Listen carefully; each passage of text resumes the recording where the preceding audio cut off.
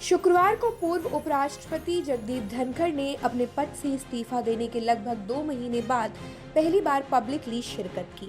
वे अपने उत्तराधिकारी सीपी राधाकृष्णन के शपथ ग्रहण समारोह में शामिल हुए। इस दौरान धनखड़ अपने पूर्ववर्तियों एम वेंकैया नायडू और हामिद अंसारी के साथ बैठे थे। एक नेता के अनुसार वहां उनकी नायडू से बातचीत भी हुई। 21 जुलाई को दिए इस्तीफे के बाद से धनखड़ सार्वजनिक कार्यक्रमों से दूर थे। उनके अचानक पद छोड़ने को लेकर तरह तरह की अटकलें लगाई जा रही थी और विपक्ष भी उनके गुमशुदा रहने पर सवाल उठा रहा था।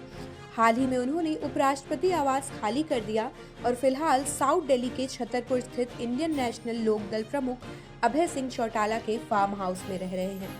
उनका आधिकारिक निवास तैयार होते ही वे वहां शिफ्ट होंगे। कई सांसदों का कहना था कि वे उम्मीद नहीं कर रहे थे कि धनखड़ समारोह में दिखेंगे, क्योंकि उनके इस्तीफे को लेकर काफी राजनीतिक विवाद चल रहा था।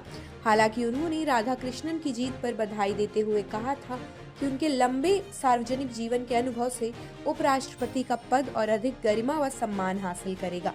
इस्तीफे के बाद यही उनका पहला सार्वजनिक बयान था। राष्ट्रपति भवन में मौजूद एक विपक्षी सांसद ने बताया, वे बहुत सहज, मुस्कुराते हुए और प्रसन्न नजर आए। हमें जो संकोच था वैसा कुछ नहीं था। सच कहूं तो वे पहले से कई ज्यादा स्वस्थ दिख रहे थे। उन्होंने शपथ ग्रहण के बाद चाय समारोह में भी हिस्सा लिया। एक अन्य सांसद ने कहा, हम में से कई उनके पास जाकर मिले।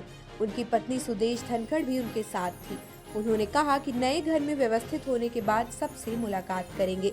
उन्होंने अपने सहयोगी को उन नामों की सूची बनाने को कहा जो उनसे मिलना चाहते थे। कई नेताओं के अनुसार वे बार बार कहते रहे, जल्द मिलते हैं।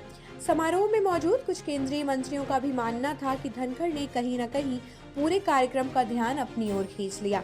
अनेक सांसद और नेता उनसे मिलने पहुंचे। हालांकि विपक्षी सांसदों ने बैठने की व्यवस्था पर सवाल उठाए और इसे प्रोटोकॉल में बदलाव करार दिया।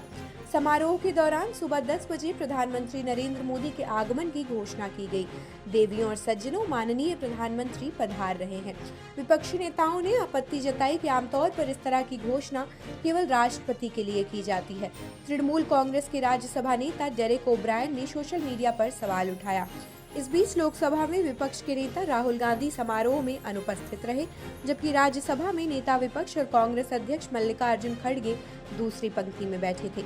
अन्य सांसदों को 5वीं पंक्ति में बैठाया गया। वहीं एक नवनियुक्त राज्यसभा सांसद तीसरी पंक्ति में दिखे, जिससे कुछ विपक्षी नेताओं ने पूछा कि क्या उनके पास विशेष पास था। आप देख रहे हैं सौगंध टीवी, सौगंध वतन की।